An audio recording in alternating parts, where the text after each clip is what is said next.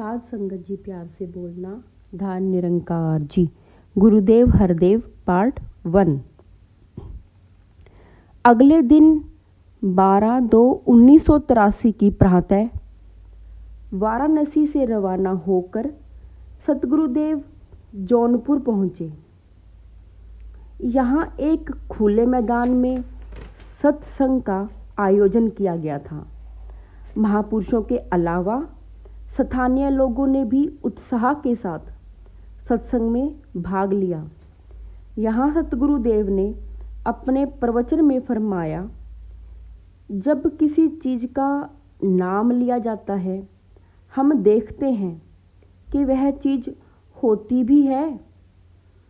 आज हम परमात्मा का नाम तो लेते हैं, कहते हैं कि कण कण में व्याप्त है, लेकिन जब जानकारी का वक्त आता है तो कहीं दूरियों पर इशारा कर देते हैं। वास्तव में परमात्मा हमसे दूर नहीं। यह जो दूरी है यह अज्ञानता की दूरी है।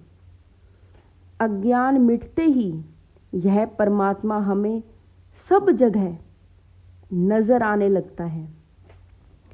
जौनपुर से गुरुदेव दोपहर को आजमगढ़ के लिए रवाना हुए। आजमगढ़ के संत निरंकारी सत्संग भवन के विशाल प्रांगण में यहाँ का कार्यक्रम आयोजित किया गया था। यहाँ आपने प्रवचन में सतगुरुदेव ने फरमाया, आप ज्ञानवान महापुरुष रह तो इस दुनिया में ही रहे हैं, लेकिन आपके जीवन में बड़ा भारी बदलाव आया है, क्योंकि ज्ञानी आदमी के दृष्टिकोण को ही बदल देता है। क्योंकि ज्ञान आदमी के दृष्टिकोण को ही बदल देता है। देखने में तो ज्ञानवान भी आम आदमियों जैसा ही दिखाई पड़ता है, लेकिन ज्ञान कृपा से वह वहमों भ्रमों से ऊपर उठ जाता है। दुनिया तो अपना सारा जीवन वहमों भ्रमों में गुजार देती है। किसी ने छींक दिया या बिल्ली सामने से निकल गई तो लोग काम बंद कर देते हैं। डर के मारे मढ़ियों मसानों की पूजा करने लगते हैं। दरख्तों नदियों की शरण लेने लगते हैं और इसी तरह अपना अमूल्य जीवन गंवा बैठते हैं। आप महापुरुषों को यह संकल्प लेना होगा, दृढ़ निश्चय करना होगा कि हम तब तक चैन से नहीं बैठेंगे जब तक हम दुनिया को इन बंधनों से छुड़ा नहीं लेते। भक्त केवल एकांत में बैठकर संतुष्ट नहीं हो जाता, बल्कि दूसरों के दुख दर्द को बांट लेने को ही भक्ति मानता है। कबीरा सोई पीर है, जो जाने पर पीर, जो पर पीर न जानिए, ते काफिर बेपीर। पर पीड़ा हरने के लिए हमें आत्म भाव से काम लेना होगा। हर किसी को अपना ही स्वरूप देखना होगा। आप यही काम कर रहे हैं और इसी काम को करते जाएं। अगले दिन प्रातः आजमगढ़ से चलकर सतगुरुदेव निरंकारी प्रचार की दृष्टि से उत्तर प्रदेश के महत्वपूर्ण गांव तिंदौली पहुँचे। चारों तरफ फैले खेतों व वृक्षों के बीच बनाए गए पंडाल में उपस्थित विशाल समूह को संबोधित करते हुए गुरुदेव हरदेव ने कहा, परमात्मा को जानकर सभी में इसी प्रभु का नूर देखना और सबसे प्यार करना, यही सच्ची भक्ति है। भक्ति इसके अलावा किन्हीं भारी वेशभूषा या बनावट का नाम नहीं। आप महापुरुष परमात्मा को जानकर सभी में इसका नूर देखते हैं तो यही वास्तविक भक्ति है। तिंदोली से चलकर सतगुरुदेव लखनऊ के लिए रवाना हो गई। लखनऊ के संत निरंकारी सत्संग भवन में सत्संग का विशाल कार्यक्रम आयोजित किया गया था। सत्संग भवन में संगतें बेताबी से आपकी प्रतीक्षा कर रही थी। यहाँ पर बोलते हुए सतगुरुदेव ने फरमाया, दुनियावी धन दौलत, पदवियाँ या प्रशंसा, इनसे सच्चा सुख प्राप्त नहीं होता। सच्चा सुख तो इस एक प्रभु परमात्मा से जुड़ने में ही होता है, क्योंकि यही शक्ति सर्व सुखों का केंद्र है। दुनियावी शक्तियाँ तो तब्दील होती रहती हैं, लेकिन यह परम सत्ता एक रस है। जो इससे जुड़ जाता है उसकी अवस्था भी एक रस हो जाती है। अगले दिन प्रातः लखनऊ से चलकर गुरुदेव हरदेव सीतापुर पहुँचे। यहाँ एक स्कूल के विशाल मैदान में उपस्थित संतों को संबोधित करते हुए सतगुरुदेव ने फरमाया, महापुरुष सदैव हर मानव को अपनाते हैं, उनसे प्यार करते हैं, उन्हें ठुकराते नहीं। यह सच्चा धर्म है। धर्म किसी को तोड़ता नहीं, बल्कि मानव को मानव से जोड़ता है। यदि हम भी ऐसा काम करते हैं, तभी हम सही मायनों में धार्मिक कहला सकते हैं। दोपहर बाद सीतापुर से चलकर शाम को आप बरेली पहुँचे, जहाँ निरंकारी भवन में सत्संग का आयोजन किया गया था। यहाँ सत्संग भवन में ज़्यादातर निरंकारी श्रद्धालु परिवार ही एकत्रित थे। यहाँ अपने प्रवचन में सतगुरुदेव ने फरमाया, महापुरुष सदैव एक दूसरे का सत्कार करते हैं, दूसरों के गुण ही ग्रहण करते हैं, किसी के अवगुणों को उछालते नहीं। जो गुणों को ग्रहण करता जाता है वह एक दिन गुणों का भंडार बन जाता है, और जो अवगुणों को उछालते रहते हैं वे एक दिन अवगुणों से भर जाते हैं। महापुरुष सदैव सबके गुणों को ही ग्रहण करते हैं। बरेली से अगले दिन प्रातः चलकर सतगुरुदेव बाजपुर पहुँचे। बाजपुर है तो उत्तर प्रदेश की तराई का क्षेत्र, परंतु बाजपुर या आसपास के कृषि फार्मों को देखकर ऐसा लगता है कि पंजाब के मेहनती लोगों ने इस बंजर धरती को लहलहाते खेतों में बदल दिया है। ऐसी मेहनती जनसमूह को संबोधित करते हुए गुरुदेव हरदेव ने अपनी भावनाएं प्रकट करते हुए फरमाया, अगर हम चाहते हैं कि देश आगे बढ़े, हमारा समाज आगे बढ़े, हमारे परिवारों में सब तरह की सुख सुविधाओं के साधन हो, तो हमें श्रम करना होगा।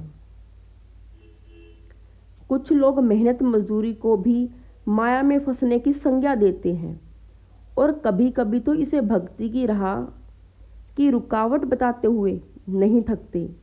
लेकिन इतिहास गवाह है कि महापुरुषों ने मेहनत से कभी जी नहीं चुराया। तप और त्याग उन महापुरुषों की सफलता की कुंजी रहे हैं। गुरुदेव हरदेव ने वहाँ उपस्थित ऐसे जनसमूह को, जो धर्म ग्रंथों को पढ़ाना ही पुण्य का काम मानते हैं, संबोधित करते हुए फरमाना शुरू किया, आज हम पवित्र धर्म ग्रंथों को पूजते हैं, पढ़ते हैं, लेकिन उनमें लिखे आदेशों उपदेशों पर आचरण नहीं करते। ऐसा करके हम उन ग्रंथों का और पुरातन महापुरुषों का सत्कार नहीं कर रहे होते। उनका सत्कार तो यही है कि उनके बताए मार्ग पर चलें, वैसा जीवन जिएं। यहाँ जीवन सफलता का साधन है। बाजपुर से शाम 4 बजे रवाना होकर सतगुरुदेव रात को दिल्ली पहुँचे। बड़े लंबे समय के बाद सतगुरुदेव को अपने बीच पाकर संगतें आत्म विभोर हो उठी। 15-20 दिन गुरुदेव ने दिल्ली में रुक कर विश्व भर से आने वाले संतों भक्तों को अपने दर्शन देकर कृतार्थ किया। गुरुदेव बिना खाए पिए, बिना आराम किए, कभी मंडल के दफ्तर में, कभी लंगर में, कभी वर्कशॉप में और कभी सरोवर पर चल रहे कार्य को देखने के लिए पहुंच जाते। इन्हीं दिनों दास का एक पुराना साथी भगवान दास कालका जी कॉलोनी वाला मिशन की चर्चा सुनकर कहीं से गुरुदेव के निवास स्थान पर आ पहुंचा।